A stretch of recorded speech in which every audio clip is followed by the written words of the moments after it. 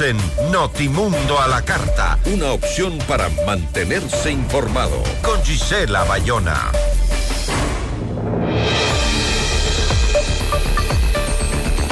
En menos de 3 meses, la Contraloría General del Estado, bajo la gestión de Mauricio Torres, ha revelado irregularidades millonarias en contratos firmados por SELEC con las empresas ATM y Progen.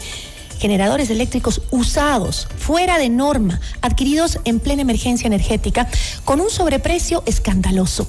Al mismo tiempo, ha destapado lo que podría ser uno de los mayores escándalos del sistema judicial. Más de 50 jueces y fiscales con patrimonios que no cuadran con sus ingresos, algunos con bienes no declarados y otros con incrementos injustificados. Nuestra entrevista de hoy en Notimundo a la Carta. Nos acompaña a esta hora Mauricio Torres, Contralor General del Estado. Contralor, gracias por acompañarnos. Muchas gracias por la invitación.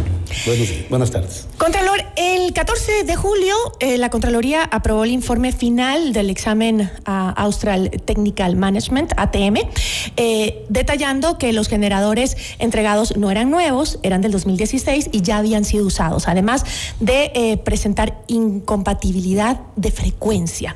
¿Cómo es posible, Contralor, que contratos millonarios con ATM y con Progen se firmaran durante un estado de emergencia sin verificar ni siquiera que los generadores fueran nuevos o por lo menos alguito compatibles con el sistema ecuatoriano?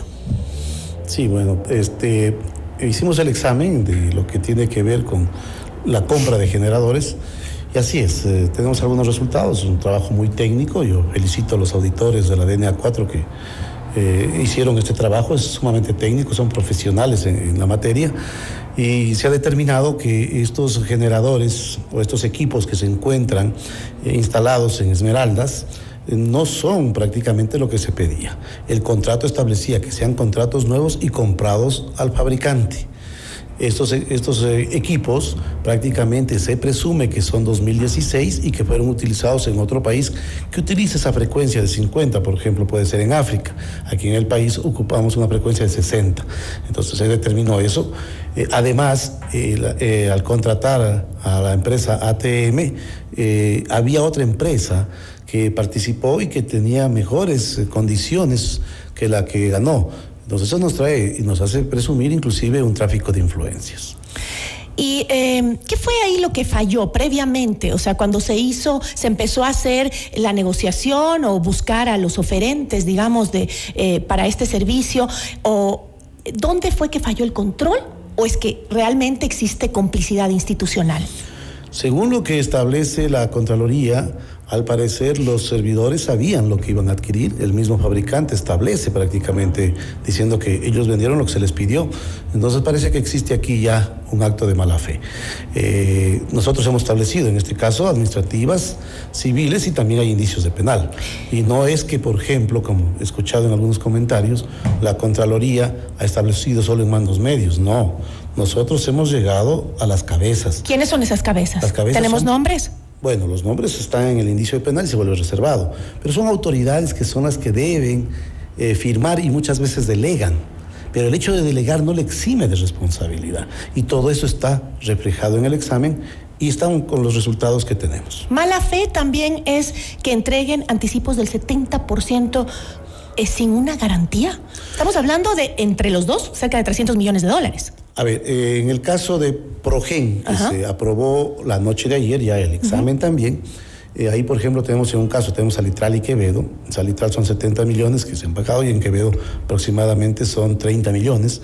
Nosotros hemos determinado glosas en un caso por casi 54 millones, en el otro caso por 70 millones. En este caso existe una compañía que es la que participa y es Progen. La instalación de los equipos, por ejemplo, nosotros no pudimos determinar si son nuevos o son usados porque están tapados todavía, se encuentran cubiertos y al abrirlos pueden perder inclusive la garantía. Hemos respetado eso, pero hemos examinado lo que son los documentos que se entregaron para los pagos correspondientes y esos documentos, según lo que hemos determinado, no son prácticamente los equipos que debían haberse adquirido, porque igualmente tenía que haber sido al fabricante y también tenían que ser nuevos, de acuerdo inclusive a otras empresas y a la compañía fabricante a la que la Contraloría consultó, jamás le vendió a Progen ningún equipo. Usted ha dicho que hay indicios de que estarían involucrados funcionarios públicos de alto nivel.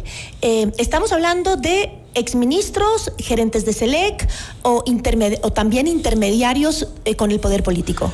Los que hacen las adquisiciones son directamente las empresas públicas. Las empresas públicas tienen sus gerentes generales. Ellos pueden delegar porque las unidades de negocio, los gerentes de unidades de negocio pueden, por ejemplo, en ciertos casos firmar hasta 20 millones. De ahí prácticamente no podrían firmar. Pero los gerentes generales de las empresas públicas pueden delegar para que firmen ellos. En estos casos, los gerentes generales de las empresas públicas que están involucradas delegaron, pero eso no le exime de responsabilidad. Es decir, pero ¿quién fue el responsable específico de la selección de esos proveedores? Según el informe que ustedes hicieron. Hay una comisión técnica que es la que determina cuál es la empresa que prácticamente acredita o la que debería ser adjudicada. Toda la comisión técnica y todos los que participaron en este proceso han sido responsabilizados y están con el indicio de penal en la Fiscalía y están con administrativas y civiles en la Contraloría. En lo que respecta a Contraloría, nosotros hemos hecho nuestro trabajo ya para lo penal. En lo que tiene que ver con administrativo y civil, habrá la predeterminación, habrá la determinación y adicional podría haber inclusive una revisión y podría llegar al contencioso.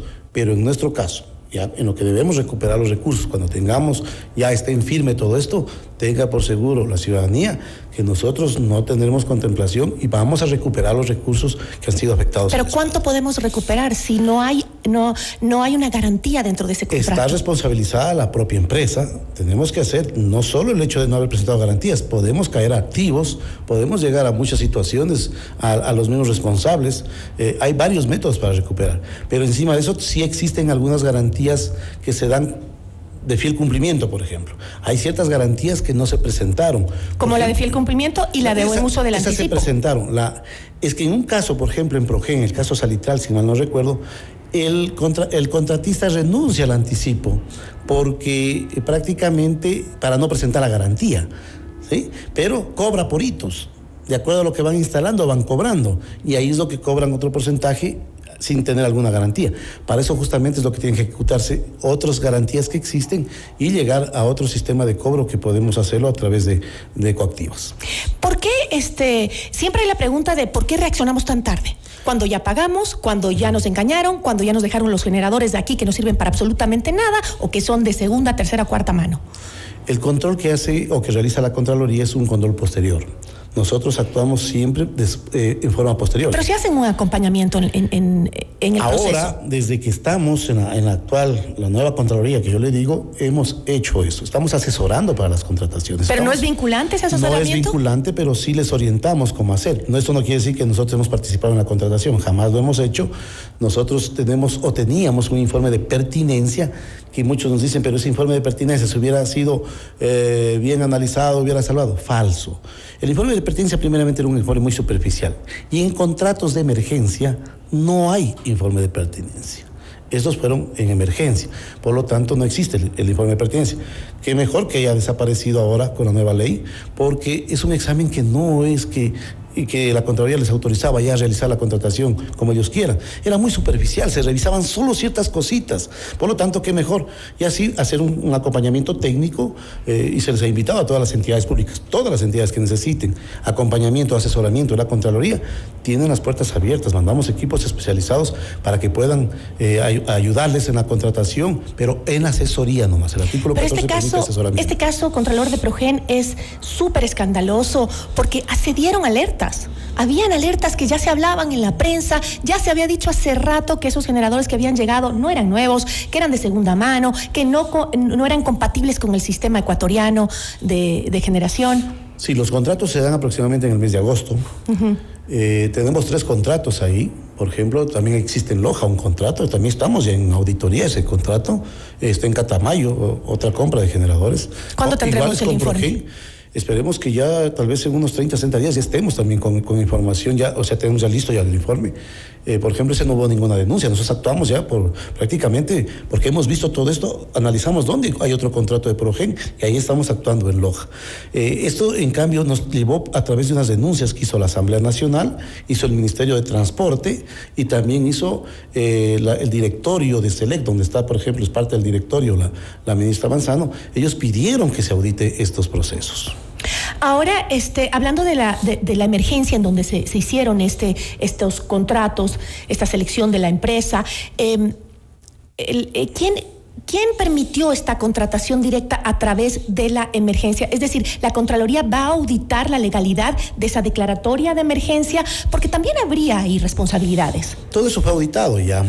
La declaratoria de emergencia está muy bien hecha porque estábamos en una emergencia de lo que se provenía, entonces no existe ningún problema en ese aspecto. El problema es en la contratación, ya en la adquisición de los generadores. Prácticamente se está, cuando se adquiere estos generadores, es lo que existe en la adjudicación, es lo que existe en las ciertas irregularidades, que es lo que determinó Contraloría. Pero podemos decir que en esta emergencia esto fue un esquema repetitivo. Vamos a ver que se trate de un esquema repetitivo o de una excepción. No, porque, a ver, la emergencia no es de que exime o de la normativa a las empresas que participan o a la empresa que contrata. En este caso, una empresa pública. Tienen que, por más que sea emergencia, deben cumplir ciertas normas. Acá cumplen ciertas normas, pero las cumplen mal. Inclusive ahí existe un direccionamiento a ciertas empresas para la adquisición. Y por eso es lo que existen indicios de penal, porque prácticamente se están dando irregularidades que no estaban previstas. Existen cosas que no es lo normal, y eso es lo que nos hace actuar justamente y llegar al fondo de esto, y determinamos que los servidores de esa empresa pública actuaron en una forma, para mí, que tiene una actuación dolosa. Usted ha hablado de sanciones civiles y administrativas, pero sin estas debidas garantías, los recursos públicos se podrían perder. ¿Cuántos millones exactamente se podrían recuperar o se han recuperado y cuántos estarían en camino de recuperarse, según usted? Bueno, aquí lo que viene para nosotros es la recuperación de las glosas que tenemos y las administrativas. Son sanciones de multas que sobrepasan los $130,000, solo en multas. En glosas son cerca de 50, 70 millones en un caso, 30 en el otro caso. Que tienen que recuperarse. ¿A través de qué? A través de coactivas, pero puede ser esto a la misma empresa. Recordemos que también tenemos los equipos instalados ahí. Esos equipos también tienen que ser parte del proceso de recuperación, porque no es el hecho de que se perdió, tenemos que ver también la posibilidad de que esos equipos, a lo mejor, estas empresas, en estos días que están, a lo mejor con todos los ya lo que hizo Contraloría, puedan a lo mejor mejorar, o están en una parte también en mediación, en otro caso existe un proceso de mediación. Entonces yo sí aspiro a que con todas las garantías que se tenía previsto y con todos los equipos instalados podamos recuperar lo que está invertido, pero ya funcionando y tal vez con equipos nuevos que podrán hacerse cambios. Entonces eso ya depende también cómo se proceda con los administradores de los contratos. ¿Y qué pasa con los equipos que están hoy, estos equipos cuestionados? ¿Se los va a utilizar? ¿No se los utiliza? Sé que ya en ATM se están haciendo pruebas. Tendrían que cambiar inclusive el sistema de frecuencia para que pueda modificarse a lo que está y determinar por lo menos que funcione, pero al no ser equipos que fueron los previstos en el contrato, y existe un perjuicio económico y ya existe un dolo en ese caso. ¿Por qué no podemos saber los nombres de los involucrados? Porque los que fueron enviados ya en indicio de penal están en fiscalía y eso se vuelve reservado. El momento que yo divulgo los nombres o que yo hago conocer el indicio de penal, estoy cayendo en un delito. Bueno, no le voy a seguir preguntando sobre los nombres porque ya me los imagino, los tengo en la punta de la lengua. Pero bueno, ahora, Contralor, me gustaría hablar del tema de las declaraciones patrimoniales. Usted ha dicho que hay 59 jueces y fiscales con patrimonios injustificados. Ahí también quisiera saber por qué no tenemos los nombres. ¿Lo mismo? En este momento son 60.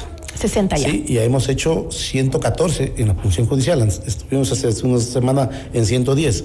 Ahora ya son 4 más que se aprobaron, son 114 informes. Tenemos 60 indicios de responsabilidad penal. Más del 50% de lo que hemos revisado en la función judicial se han salido con responsabilidad penal. Igualmente, estos informes ya fueron enviados a la Fiscalía.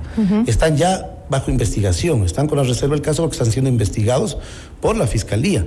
Y es que hay que esperar la investigación que realice para determinar si se los llama a juicio a estos servidores. Y esto que se ha detectado, ¿podríamos hablar de redes de corrupción en el sistema judicial o solo patrimonios abultados? Lo que hemos revisado son los patrimonios de cada juez. Patrimonios, por ejemplo, de jueces que tienen un sueldo aproximado de $4,000, $5,000 y que legalmente deberían tener $60,000 de ingreso, y hay jueces que tienen en el año ingresos de $2-3 millones y que no pudieron justificar cómo adquirieron bienes como vehículos y casas en efectivo. Y eso que se ha investigado no puede generar un vínculo entre jueces, abogados, políticos en los casos analizados. Por supuesto, y estos jueces que recibieron esos recursos o que se presume que tuvieron enriquecimiento ilícito, tiene que haber sido por alguna gestión que ellos realizaron, y eso ya deben estar inmersos otras personas adicionales. Eso ya le corresponde a la Fiscalía investigar. ¿La Contraloría ha recomendado en algún caso la suspensión inmediata de estos jueces o todavía tenemos a estos jueces resolviendo causas mientras son investigados? A ver, nosotros cuando hacemos un examen, en este caso los patrimonios, el producto de esto, el resultado es un informe general que puede ser donde no se encuentra nada, se aprueba, o otra vez se aprueba con un indicio de penal. Los indicios de penal son ciertas presunciones, son indicios, presumimos que este juez, en este caso los jueces, tienen un enriquecimiento ilícito. Nosotros no somos jueces para determinar si son o no son, simplemente presentamos las evidencias que todavía después se convertirán en pruebas de cómo es lo que llegaron a obtener este enriquecimiento. Es la Fiscalía y después los jueces los que deben determinar si existió o no existió el enriquecimiento ilícito. Nosotros presentamos los indicios. Usted ha anunciado que hay otras auditorías patrimoniales en curso. ¿Son de otras instituciones? Por ejemplo, ¿qué pasa con, no sé, las Fuerzas Armadas, con la Corte Suprema, no sé, con otras instituciones del Estado? Si terminamos ya lo que es Policía Nacional, a generales de la Policía Nacional y Fuerzas Armadas, estamos en este momento haciendo a los asambleístas, a los ex asambleístas 70 ya están con examen de auditoría, y ya empezamos con 5 de los asambleístas que continúan, que fueron reelegidos. El próximo mes vendrán 5 más. Hubo un pedido de la presidenta en ese entonces que nos pidió que se haga un examen a todos los asambleístas. Estamos haciendo por partes. Tenemos aparte... ¿Corte Nacional también? Corte Nacional todavía no empezamos. Tenemos adicional también lo que es Agencia Municipal de Tránsito en Manta, igual en Durán, Registro de la Propiedad de Manta, que también ya estamos haciendo los exámenes. Los municipios más. Vamos a empezar también con lo que son notarías. O sea, tenemos un plan muy, yo diría...